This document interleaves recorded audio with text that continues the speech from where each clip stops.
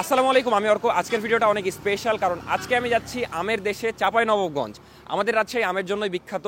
আমাদের রাজশাহীর কথা মাথায় আসলে প্রথমে আসে আমের কথা, তাই আজকে আপনাদেরকে নিয়ে যাব সেই বিখ্যাত চাঁপাইনবাবগঞ্জের আম বাগানে। সেখানে যে চাঁপাইনবাবগঞ্জের অথেন্টিক মিষ্টি আম টেস্ট করব আর আপনাদেরকে আম বাগানগুলো ঘুরে ঘুরেও দেখাবো। তো চলেন একসাথে চাঁপাইনবাবগঞ্জ যাওয়া যায়। রাজশাহী থেকে চাঁপাইনবাবগঞ্জ প্রায় 50 কিলোমিটার, কিন্তু আমরা আজকে যাচ্ছি কানসাটে চাঁপাইনবাবগঞ্জের। সেটা প্রায় 70 কিলোর মতো, একটু কম হতে পারে। রাজশাহী থেকে চাঁপাইনবাবগঞ্জ যাওয়ার হাইওয়েটা আগে খুবই সুন্দর ছিল, যেমন এগুলো রাস্তা এখনো সুন্দর, বাট কিছু কিছু জায়গায় কাজ চলছে, সেগুলোর অবস্থা খুবই খারাপ। তারপরে চাঁপাইনবাবগঞ্জ পার হয়ে আমরা চলে আসলাম শিবগঞ্জ উপজেলায়। এখান থেকে আরেকটু যেতে হবে কানসারে যাওয়ার জন্য, আর আসতে কম বেশি 1.5-2 ঘন্টা লেগে যেতে পারে। তো দেখতেই পাচ্ছেন দুই পাশে শুধু আম বাগান আর আম বাগান, মানে বুঝতেই পারছেন চলে এসেছি আমের রাজ্যে। তো আমরা ফাইনালি আমাদের ডেস্টিনেশনে চলে এসেছি, যদিও এখনো বাগানে যাইনি, মানে যেই বাগানে আমরা যাবো আজকে। এখন বর্তমানে আছি হলো চাপাই কানসাট পার হয়ে একটু একটা আম বাগানে। এখন আমরা যাব মানে যেই মেন ডেস্টিনেশন সেখানে। বাট এই জায়গাটা আমার কাছে খুবই সুন্দর লাগছে, কারণ এখানে শুধু আমের গাছ আর দেখতেই পাচ্ছেন কত সুন্দর ভিউ। কিছুক্ষণ পরে একটা ভাই আসে, দিয়ে আমাদেরকে আম বাগানে নিয়ে যাওয়ার জন্য আসে। তারপর আমরা পিছে পিছে যাচ্ছি এখন আম বাগানে। আর আজকে আমরা যাচ্ছি আমার পরিচিত এক বড় ভাইয়ের আম বাগানে। যেই দেখছি গোপালভোগ আম পাড়া শুরু হয়ে গেছে। আম পাড়া দেখতে তো খুবই ভালো লাগছে। এই যে দেখতে পাচ্ছেন এগুলো সবই গোপালভোগ আম। কিছু আম পাকা আছে, তার মধ্যে এটা হয়তো লাস্ট, এরপর আর পাকা আছে কিনা জানি না। তো একটা খেয়ে নি। এটা হলো গোপালভোগ আম, খুবই মিষ্টি। খাবে না মানে? তোমার চাঁপাইনবাবগঞ্জ বাড়ি, তাও তুমি আম খাবে না? কেন, কি খাও? আমি দেশের লোকদের জন্য। ও আচ্ছা, আসলেই মিষ্টি গোপালভোগ আম পেতে হলেই যে 5 ফোড়নের সাথে থাকতে হবে। আমি ভাবছি যে আম খায় মনে হয় মোটা হবে এরকম।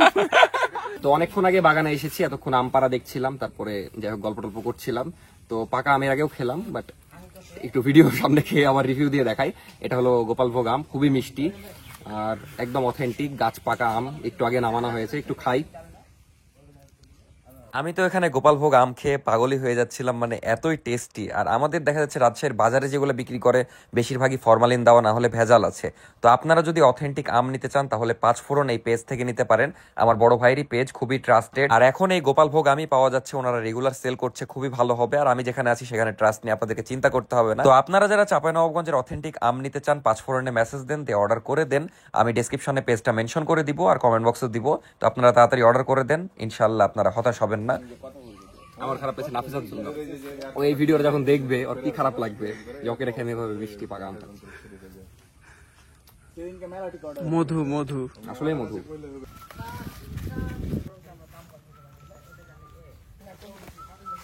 আম বাগানে খুব সুন্দর একটা পাখি ডাকছে, শুনতে ভালোই লাগছে। আপনারা শুনতে পাচ্ছেন কিনা? এটা কি পাখি ভাই? কোকিল মেবি, খুবই সুন্দর, মনে হচ্ছে মিউজিক বাজছে কোনো। তো আবির ভাই বলেন। আমি মোহাম্মদ শাহরিয়ার আবির, 5 ফোড়নের পক্ষ থেকে। আচ্ছা ভাই, আপনাদের এখানে কি কি আম পাওয়া যাবে আর বর্তমানে কি আম পাওয়া যাচ্ছে? বর্তমানে আমাদের এখানে পাবেন গোপালভোগ আম। এছাড়াও যেটা মেইন আকর্ষণ চাঁপাইনবাবগঞ্জের খুবই ঐতিহ্যবাহী একটা আম, সেটা হচ্ছে ক্ষীরসাপাত, বাইরে যেটাকে হিমসাগর বলে থাকে। তো সেটাই যে আমার মাথার উপরে দেখতে পাচ্ছেন এই আমটা, এটা সামনে পাকবে নাকি? জি জি জি, আমি চ্যালেঞ্জ দিয়ে বলতে পারি এই চাঁপাইনবাবগঞ্জের মতো ক্ষীরসাপাত আম আপনি অন্য জেলায় কোথাও পাবেন না, এটা আমি চ্যালেঞ্জ দিয়ে বলতে পারি। আর অথেন্টিক আম যদি নিতে চান তাহলে 5 ফোড়নে অবশ্যই আপনারা কিভাবে আপনাদের অর্ডার করবে সেটাও বলে দেন। স্ক্রিনে দেওয়া নাম্বারে হচ্ছে যে 5 ফোড়নের নাম্বার দেওয়া থাকবে, সেই নাম্বারে আপনারা হোয়াটসঅ্যাপ করতে পারবেন। এছাড়াও আমাদের ওয়েবসাইট www.5foronbd.com এ আপনারা গিয়ে অর্ডার করতে, যেটা আপনারা ডেসক্রিপশন বক্স এবং কমেন্ট বক্সে পেয়ে যাবেন। তো তাড়াতাড়ি অর্ডার করে ফেলুন আপনারা, যে যারা নিতে চান। আর আপাতত গোপালভোগ নাকি? জি। কিন্তু এই পিচ্চির ট্যালেন্ট দেখে আমি অবাক হয়ে যাচ্ছি। এই বাঁশের উপর দিয়ে উঠে গেল, বাপ রে বাপ, দিয়ে আম পাড়ছে। মানে আমাকে দিলে আমি জীবনও পারবো না।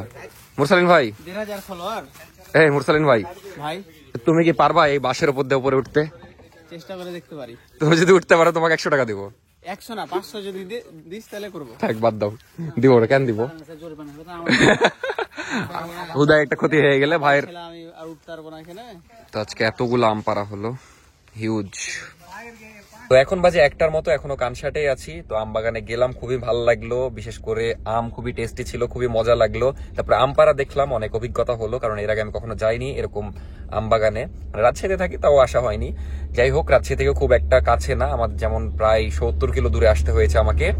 তো এখন একটু পরে খাওয়া দাওয়া করবো। এখন একটু ভিডিও এডিট করছি বসে থেকে, ভাইরা একটু কাজ করছে।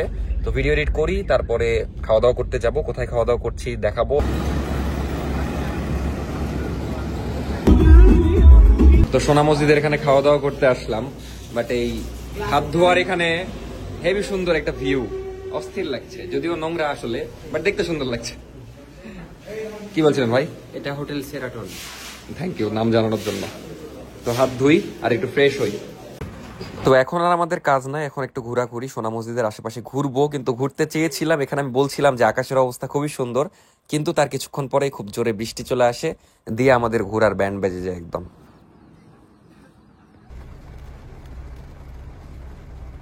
তো ভালোই বৃষ্টি হইলো, ওইদিকে আর 1 কিলো দূরেই বর্ডার, এখান থেকে দেখা যাচ্ছে না।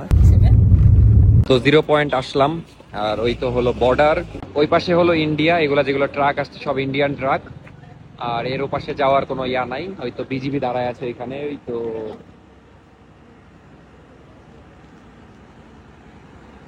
যখন আসলে ট্রাক আসে না তখন একটু ওইদিকে যাইতে দেয় বর্ডারের দিকে, কিন্তু এখন যাইতে দিবে না, যেহেতু এখন ট্রাক আসছে। আর ইন্ডিয়ান ট্রাকগুলো ভালোই লাগছিল দেখতে, কিন্তু একটা জিনিস শুনে খারাপ লাগলো যে সোনা মসজিদ বর্ডার আগের মতো মানে চলছে না। আগে দেখা যাচ্ছে অনেক মাল ঢুকতো, তারপরে অনেক রানিং ছিল, বাট ধীরে ধীরে এখন সেগুলা হারায় যাচ্ছে নাকি। পিছিয়ে যে জায়গা দেখছেন ওই পাশে হলো ইন্ডিয়া, মানে এটা হলো 0 পয়েন্ট, চাঁপাইনবাবগঞ্জের সোনা মসজিদ 0 পয়েন্ট। তো এখানে সব ইন্ডিয়ান ট্রাকগুলো ঢুকছে, দেখতে ভালোই লাগছে। আর ইন্ডিয়ান ট্রাকগুলো সুন্দরই আছে, সুন্দরই না মানে সুন্দর ই। আপনারা একটা হাই দিয়ে দেন ভিডিওতে ভাই। তো এখানে এসে ভাইদের সাথে পরিচিত হলাম, ভাইরা এখানকার স্থানীয়। তো ভাইদের সাথে এখন ঘুরতে যাচ্ছি, দেখি কত দূর যাইতে পারি বর্ডারে। তো ভাইরা স্থানীয় হইলেও বেশি একটা দূরে যাইতে পারিনি, বিজিবিরা পারমিশন দিল না। যাই হোক, অনেক সময় দেয় অনেক সময় দেয় না। তো এখান থেকে দেখা যাচ্ছে ওয়েলকাম টু ইন্ডিয়া, তারপরে ওখানে বর্ডার দেখা যাচ্ছে।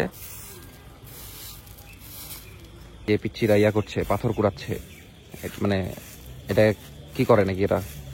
এটা মনে করেন ইন্ডিয়ান ট্রাক যেগুলো আছে ওগুলা থেকে আপনার যেগুলা লোড করার সময় পাশে যেগুলা আপনার মাল পড়ে যায় পাথরগুলা, ওগুলা রাস্তা দিয়ে যখন পড়ে যায় আর নিজের হাত দিয়া মানে নিচে ফেলে দেয়, তখন আবার সব গাড়ি চলে যায়।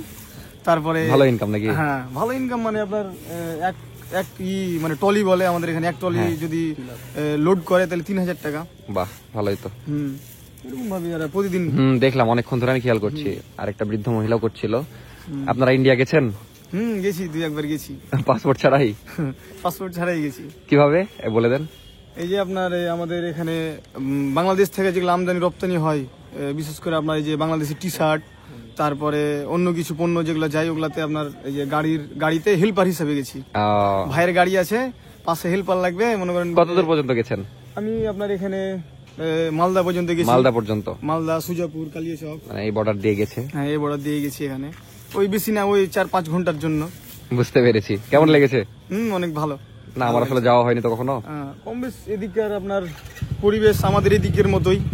বাইরে ইন্ডিয়ার আপনার সব জিনিসের দাম কম, থেকে খেয়ে ভালো শান্তি পাওয়া যায়, ভালো জায়গা। আচ্ছা ভাইয়া, ধন্যবাদ। আসলে ভাইয়াদের সাথে পরিচয় হলাম এখানে এসে, অনেকক্ষণ ধরে গল্প টল্প করলাম, ভালোই লাগলো। আচ্ছা ভাইয়া, ধন্যবাদ, অনেক কিছু ইনফরমেশন দিলেন, অনেক কিছু জানলাম, ধন্যবাদ। আপনার নাম বলে দেন। আমার নাম মোহাম্মদ নুরাজি। বাসা কোন দিক হচ্ছে তাইলে? বাসা হচ্ছে আমার বালিদিঘি। মানে এদিকেই নাকি? এদিকে বালিদিঘি 0 পয়েন্ট। আচ্ছা ভাইয়া, ধন্যবাদ। তো ভাইয়াদেরকে সাবস্ক্রাইব করতে বললাম। গ্যাং আননোন লিখেন, GANG লেখেন, চলে আসবে দেখেন। গ্যাং আননোন স্পেস দেন একটা, ওই তো চলে এসেছে সেকেন্ডে। হ্যাঁ, সাবস্ক্রাইব করে দেন। এই তো এটাই প্রথমটাই দেখেন, পরে ভিডিও দেখেন, আমার সামনে দেখতে হবে না। ধন্যবাদ।